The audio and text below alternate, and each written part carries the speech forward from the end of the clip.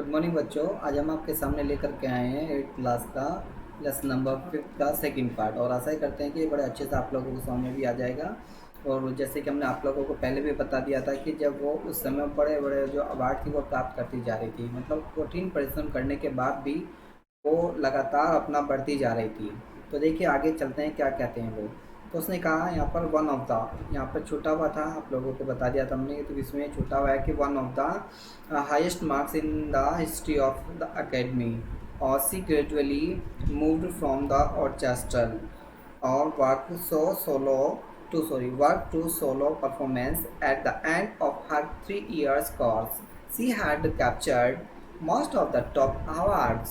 तो देखिए क्या उसने कहा, वन ऑफ द का मतलब यहाँ पर है उनमें से एक की बात कर रहा, तो मार्क्स का मतलब होता है उन अंकों की बात कर रहा है। इन द हिस्ट्री, इतिहास में, ऑफ एकेडमी, तो एकेडमी के इतिहास में कि वो सबसे ज़्यादा अंक पाने वालों में से एक थी। तो सी ग्रेजुअली मूव्ड और orchestral works to solo a performance. तो बात करें कि सी ग्रेजुअली, वह जो है ग्रेजुअली का यहाँ मीनिंग हमारा दिया है, ध्यान देंगे इसमें जो ग्रेजुअली है।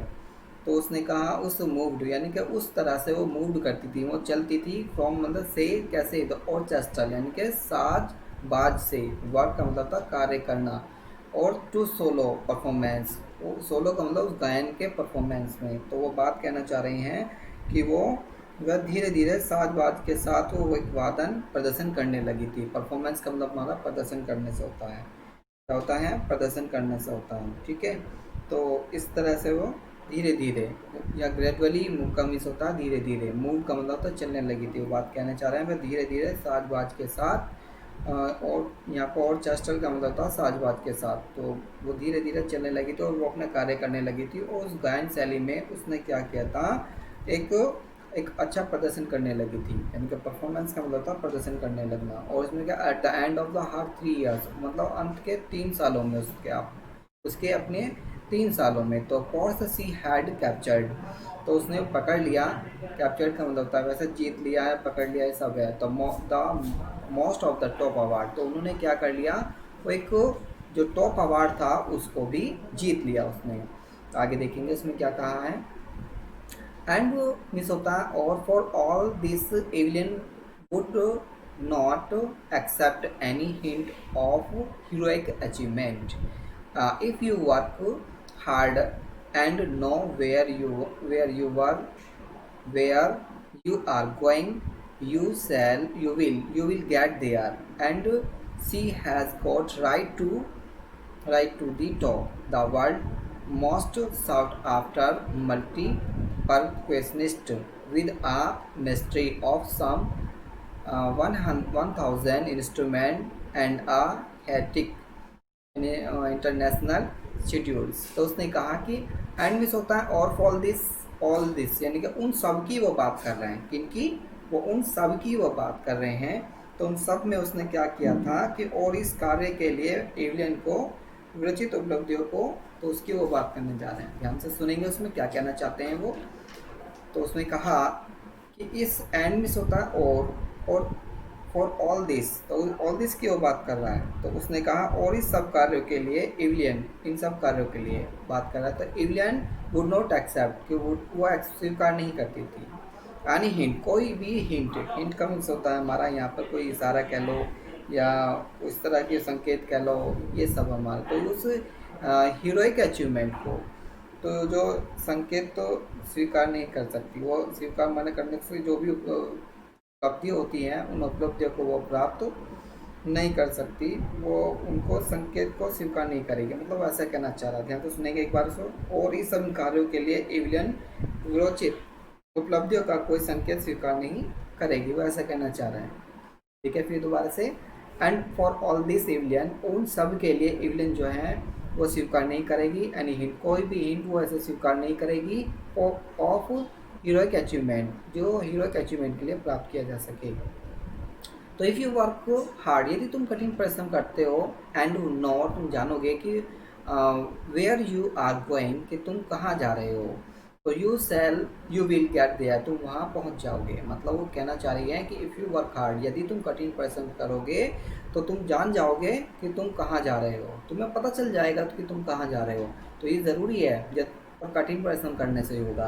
तो ये उसने कहा यू विल गेट दिया, तुम वहाँ पहुँच जाओगे यदि तुम कठिन परिश्रम करते रहोगे और तुम्हें ये पता होना चाहिए कि मुझे कहाँ जाना है, तुम गारंटेड वहाँ पहुँच जाओगे। तो उसने कहा and she has got right to the top, तो वास्तव में तुम बिल्कुल सही जगह और स्थान पर टॉप पर पहुंच जाओगे। द वर्ल्ड यानी कि संसार के मोस्ट साउट आफ्टर मल्टी परक्यूनिस्ट, जो भी हमारे उनके मल्टी का मीन्स होता है अनेक जो वाद्य यंत्रों को माहिर होना। तो तुम उन सारे वर्ल्ड के जितने भी हमारे अनेक वाद्य यंत्र हैं तो उनमें तुम माहिर हो जाओगे।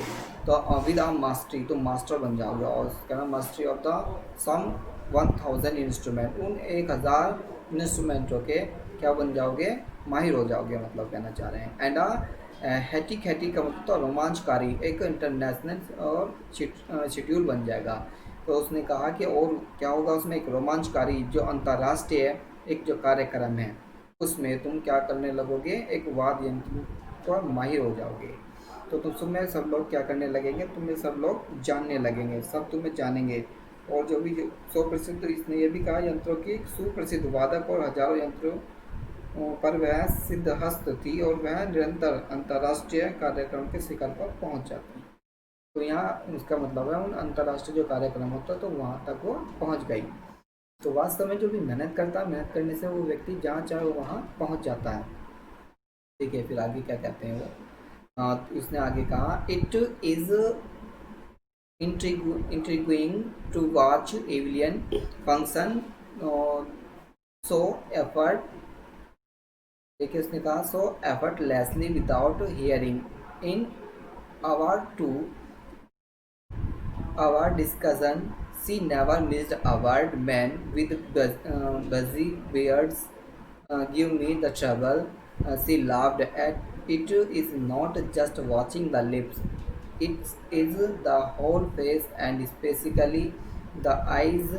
तो उसने कहा specifically eyes, she speaks, she speaks speaks the flawlessly with our Scottish lips, my speech is clear because I could hear till I was 11, the she says, but that does not explain how she managed to learn French and master basic Japanese।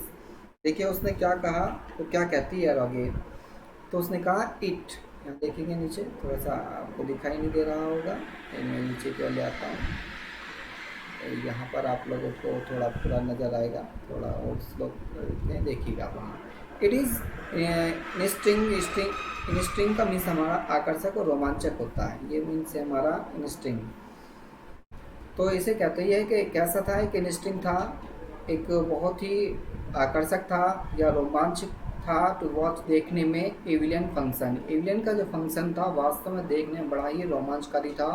और so effortlessly मतलब बड़े आराम के साथ में, effortlessly का मतलब था बड़े आराम के साथ में, विदाउट हियरिंग बिना सुने, इन आवर 2 आवर मतलब 2 घंटे बिना सुने डिस्कशन किए, सी नेवर मिस्ड अ वर्ड, तो उसने कोई भी वर्ड को मिस नहीं किया। Man with busy beards give me trouble, लेकिन जो आदमी की जो दाढ़ी होती है वो मुझे परेशान करती थी, क्योंकि देखिए व्यक्ति को ये कहना चाहती है कि वो व्यक्ति के भाव से ही समझ जाती, मतलब जो होता है वो भाव से ही समझ जाती, पर लेकिन उसे दाढ़ी में कुछ चीज़ें का मतलब चेहरों का रिएक्शन था वो समझ नहीं आता था। तो इसलिए वो कहनी चाहिए कि man with busy beard with give me trouble, कि उनकी जो दाढ़ी थी उन्होंने मुझे केवल परेशान किया। तो सी लाफ्ड, वो हंसी, it is not just watching the lips, तो उसने कहा it is not a just watching, वो नहीं देख रही थी, वो कहना चाह रहा है वो नहीं देख रही था लिप्स, उन होठों को नहीं देख पा रही थी, मतलब वो बार बार कह तो रही थी पर लेकिन जब दाढ़ी वो अड़ गई थी तो उसमें उसको सही तरह से उसके जो लिप्स हैं उनको वॉश नहीं कर पा रही थी, देख नहीं पा रही थी। तो उसने कहा it is the whole face, उसका पूरा जो फेस था उसको नहीं देख पा रही थी। एंड स्पेसिकली, और जो विशेष रूप से द आईज, उसकी आंखें थे, सी स्पीक्स, जो बोलती थी, द फ्लॉलेसली मतलब शुद्ध रूप से, विद अ स्कॉटिश लिट, देखिए उसने कहा झूमते हुए भाग की वो बात कर रहे हैं, तो बिल्कुल लिट्स के, लिट्स का मतलब तो झूमते हुए, और इसने कहा विद स्कॉटिश लिट्स की बात कर रहे हैं, तो मतलब झूमते हुए की वो बात कर रहे हैं। तो उसने कहा उन आँखों उसकी वो बात कर रहे हैं। सी स्पीक्स, वो ऐसे बोलती है, वैसे कहती है कि वह किसी के दोस्त या त्रुटि के बिना स्कॉटिश बोलती है। वो स्कॉटिश बोलती है, स्कॉटिश ही हमारा है, एक स्कॉटिश बोलती है। तो उसने कहा माई स्पीच, जो मेरा स्पीच है इज़ क्लियर, मेरी जो स्पीच है बिल्कुल क्लियर है, बिकॉज क्योंकि आई कुड हियर, मैं यहाँ सुन रही हूँ, मैं सुन सकती थी। टिल, जब तक कि आई वाज 11, जब तक मैं 11 वर्ष की हो गई थी तब तक मैं सुन सकती थी। सी सेज, वो कहती है, बट लेकिन दैट डज नॉट एक्सप्लेन, लेकिन वो उसको एक्सप्लेन नहीं कर सकती, मना कर रही है। बट लेकिन that does not explain how she manage to learn, मैं इसको एक्सप्लेन नहीं कर सकती कि मैंने इसको कैसे मैनेज किया है। और French and the master basic Japanese, और कि उसमें वो भी फ्रेंच के जो मास्टर हैं हमारे बेसिक जापनीज़ में निपुण होना, यहाँ उसकी बात कर रहे हैं। मास्टर का मतलब हमारा निपुण होना है बेसिक जापनीज़ में। बेसिक जापनीज़ में मैं कैसे और किस तरह से मैंने उसको मैनेज किया है, मैं इसको एक्सप्लेन आप लोगों को नहीं कर सकती। तो इस बात को वो बता रही हैं और कह रही हैं कि वास्तव में कि जो मैंने जैसे मेहनत की है, तो मैं इस तरह की मेहनत को वैसे एक्सप्लेन नहीं कर सकती। तो उस बात को कह रही है। तो देखिए वास्तव में तो वो केवल हाव भाव से ही वो लड़की जो थी समझ जाती थी। तो वास्तव में कितना उसने स्ट्रगल किया, स्ट्रगल करके वो कितना आगे तक वो पहुंच पाई। तो वास्तव में उसने अवार्ड सारे जीते हैं। तो वास्तव में कोई भी व्यक्ति अगर कठिन परिश्रम करता है तो उसे कोई भी किसी तरह की दिक्कत भविष्य में नहीं होगी। तो वास्तव में आप लोग करते रहिए। मिलते हैं इसका नेक्स्ट वर्ड लेकर के बहुत जल्द आपके साथ। इसके साथ आपसे विदा चाहते हैं। Thank you watching this video.